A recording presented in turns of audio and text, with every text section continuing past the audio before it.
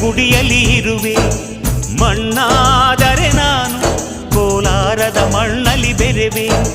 ಮರವಾದರೆ ನಾನು ಚಾಮುಂಡಿಗೆ ನೆರಳಾಗಿರುವೆ. ಮಗುವಾದರೆ ನಾನು ಕಾವೇರಿಯ ಮಡಿಲಲ್ಲಿ ನಗುವೆ.